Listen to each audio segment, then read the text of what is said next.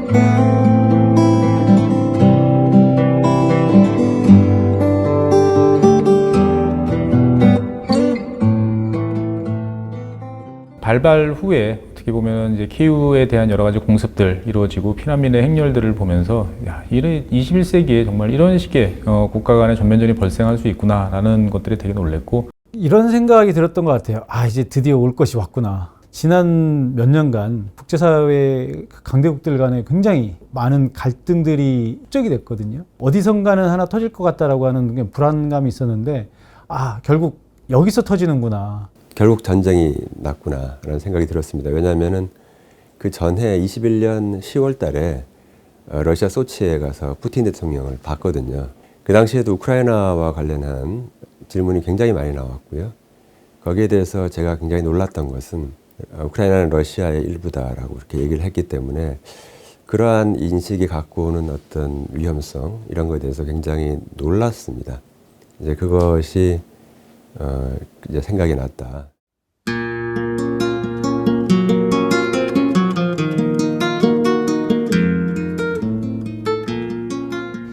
러시아의 탱크들이 줄지어서 쫙 서 있는데 며칠째 움직이지 못하고 완전히 스톱돼 있는 그 장면들이 굉장히 인상이 깊었고, 개전 초에 불과 2, 3주면은 다 전쟁이 끝날 것이다라고 하는 그런 기대를 러시아 쪽에서 했고, 또 서방의 많은 전문가들도 우크라이나가 오래 버티지 못할 것이다, 사실상 상황 종결 단계로 들어갈 것이다라고 이렇게 봤는데, 결국 키이우를 점령하지 못하고 러시아군이 철수하게 되는 그 시점이 이번 전쟁에 있어서 가장 중요한 변곡점이 아니었나, 저는 그렇게 생각을 합니다. 가장 인상에 남는 것은 작년 10월 달에 전쟁 나고 나서 제가 처음으로 모스크바를 갔었습니다.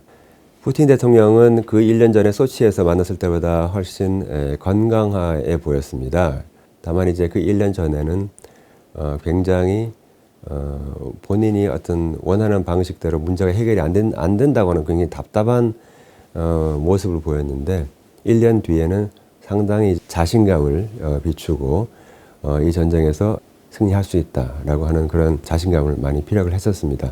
미국의 이제 하이마스 같은 이제 신무기 지원에 따라서 이루어지는 여러 가지 변화들, 그리고 지난 가을철에 이루어졌던 이제 우크라이나군의 이제 동부전선에서의 어떤 대반격, 이런 것들을 보면서 전쟁이라는 것이 상당히 이제 일방적으로 끌려갈 것 같은 이제 그러한 흐름이었는데, 상당히 그 다양한 흐름들을 연출하고 있다. 어떻게 보면 우크라이나와 러시아 이 두 나라의 전쟁이라기보다는 이제 러시아와 이제 서방 진영의 어떤 전쟁처럼 이제 보여지면서 양쪽의 힘이 이제 맞부딪히면서 보여주는 여러 가지 흐름의 변화, 이런 것들이 상당히 인상적이었고, 그 와중에서 제가 제일 기억에 남는 것은 전쟁을 치르는 그 현장에서의 어떤 인간들의 본성, 또 한편으로 보면은 그 본성을 뛰어넘는 서로에 대한 배려, 그리고 애국심, 이런 것들이 뒤범벅이 된 그런 모습들을 보면서 과연 전쟁이라는 것이 뭘고, 그 속에서 결국은 사람 대 사람이 부딪히고 사람이 사람을 죽이려고 노력하는 게 전쟁인데 무엇을 위한 전쟁인지, 그리고 그 속에서 사람들은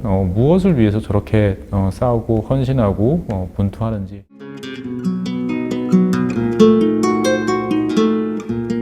러시아가 사실 이제 전 세계 에너지 공급량의 상당 부분을 차지하고 있는데 결국은 이제 그 천연가스 비용이 많이 올랐고 우리도 이번 겨울에 사실 난방비 폭탄 뭐 이런 얘기가 나오지 않습니까? 결국 이제 포괄안보라고 하는 얘기. 그러니까 이제는 군사와 관련된 것만 안보가 아니고 경제도 안 보이고 기술도 안 보이고 에너지 환경도 다 안보라고 하는 것이 정말 뼈저리게 느낄 수 있었던 그런 계기가 됐다. 작년 초반에 이제 곡물 가격이 어마어마하게 이제 상승을 했었죠. 그래서 우리나라 역시도 생필품 가격들이 이제 많이 오르고 지금까지 이제 그 영향을 이제 미치고 있는데 실제로 이제 러시아와 우크라이나 전쟁으로 인해서 제일 크게 영향을 받는 건 아무래도 에너지 분야인 것 같습니다. 러시아에 대해서 에너지 의존도가 큰 유럽 지역이 갑자기 파이프라인을 통해서 공급받던 천연가스에서 이제 LNG로 전환이 되면서 전 세계적으로 LNG 큰 손이었던 중국, 한국, 일본 이 세 나라 이외에 갑자기 이제 유럽이 이제 LNG 시장에 참여하게 되면서 LNG 가격이 폭등을 이제 하게 됐죠. 그리고 이제 그 여파가 어떻게 보면 지난 겨울철 12월부터 해서 지금까지 나타나고 난방비를 비롯한 많은 여러 가지 상승 요인으로 이제 나타나고 있습니다. 우리나라도 2022년도에 보다 강한 회복, 코로나 이후의 회복, 반등세가 예상이 되었는데 바로 이 전쟁으로 인해서 높은 공급 측에서의 어떤 인플레이션, 물가 인상 이것이 다시 한번 충격파로 왔기 때문에 우리가 상당히 높은 그런 금리 인상에도 불구하고 지금 인플레이션을 잡지 못하는 이러한 가장 중요한 원인이 바로 이 전쟁 아니었나. 전쟁 후에 모스크바를 보았는데요. 모스크바의 상황이, 경제 상황이 생각보다 나쁘지 않은 것 같아서 제가 그때 느낀 것은 이 전쟁은 오래 가겠구나. 서방의 지원을 받는 우크라이나가 패배할 수는 없는 전쟁입니다. 이거는 우크라이나가 패배하도록 놔두면은 서방은 유럽은 굉장히 위험해집니다. 반면에 모스크바의 상황이 그렇게 나쁘지 않다고 하는 것은 역시 러시아도 상당히 오랫동안 버틸 수 있는 힘이 있다는 것이고요. 그러면 이 전쟁은 오래 갈 수밖에 없다.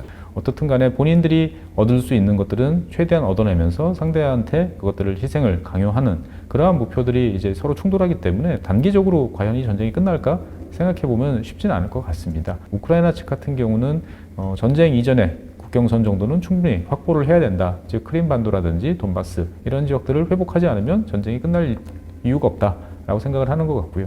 러시아 역시도 마찬가지로 이미 국제적으로 루안스크라든지 돈바스 지역에 대한 병합을 발표를 했는데 이제 와서 그 지역을 내주고 휴전이라든지 종전을 한다라는 것들은 있을 수 없는 일이죠. 어떻게 보면 이 두 나라의 전쟁은 전선에서의 충돌 플러스 각 그 양국의 국내적인 정치적인 입장 그리고 이제 특히나 우크라이나 같은 경우는 이제 미국이나 서방 유럽 국가들의 어떤 지원 이런 것들이 맞물리면서 복잡한 구조로 이제 진행이 되고 있는 것이죠. 어찌 보면 우크라이나와 러시아가 전쟁을 마치고 싶어도 이제 마치지 못하는 이제 그러한 상황이 도래할 수도 있다라고 저는 보기 때문에 2023년 내내 어떻게 보면 전쟁의 이야기는 끊이지 않을 것 같고 정말 한국 전쟁이 3년을 간 것처럼 이 우크라이나 러시아 전쟁 역시도 3년쯤 지속이 된 다음에나 뭔가 가닥이 잡히지 않을까라고 생각을 해봅니다.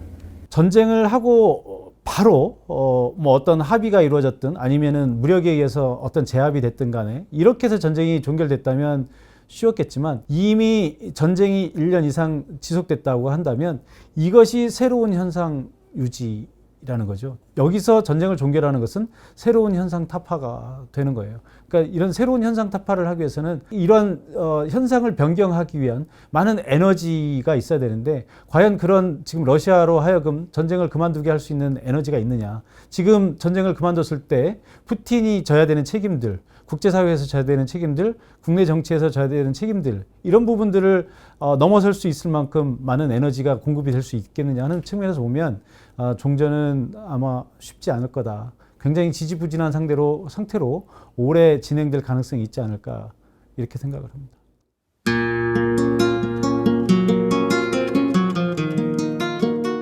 경제 안보적 차원에서 식량 위기라든가 에너지 위기 이 모든 것이 지금 이번 이 전쟁 러시아 우크라이나 전쟁으로 해서 발생을 한 것이고요. 바로 이러한 경제 안보적 관점에서 우리가 모든 우리의 대외 교역이라든가 대외 관계를 다시 한번 재해석을 해야 될 필요가 있다고 하는 것을 느끼게 되었고 앞으로 코로나 이후의 경제 회복이라 하는 것이 상당 기간 늦춰지거나 아니면 회복 속도가 매우 완만하게 될 것이다. 이러한 것을 우리가 감안을 하고 우리가 준비를 해야겠다 이렇게 생각합니다. 어떻게 보면 인류 역사상 지난 30년은 되게 평화로운 시기였고 그러한 시기가 계속될 것이다 라고 기대하는 것 자체가 약간은 위험한 생각일지도 모르겠다라는 생각이 듭니다. 우리 모두는 평화를 사랑하고 평화를 간절히 원하지만 인류의 어떤 역사를 살펴보면 그러한 의도대로 진행되지 않는 경우가 되게 많았죠. 그런 것처럼 우리는 항상 이 휴전 상태 국가라는 점을 이제 잊지 않았으면 좋겠고요. 앞으로도 여러 가지 이제 변화에 대해서 우리가 어떻게 대처를 해야 될지에 대해서 이제 본격적으로 논의돼야 될 시기가 아닌가 생각이 됩니다. 전쟁이라고 하는 것이 결국 국가 지도자들에 의해서 이루어지지만 그 고통을 받는 것은 온전히 일반 국민들의 몫이거든요. 우크라이나 국민들이 겪고 있는 현재의 참상을 생각하면 사실 온 세계가 다 같이 좀 노력을 해서 전쟁을 빨리 끝내야 될 것 같고요. 우리 국민들도 이런 우크라이나 전쟁을 통해서 많은 좀 교훈을 얻었으면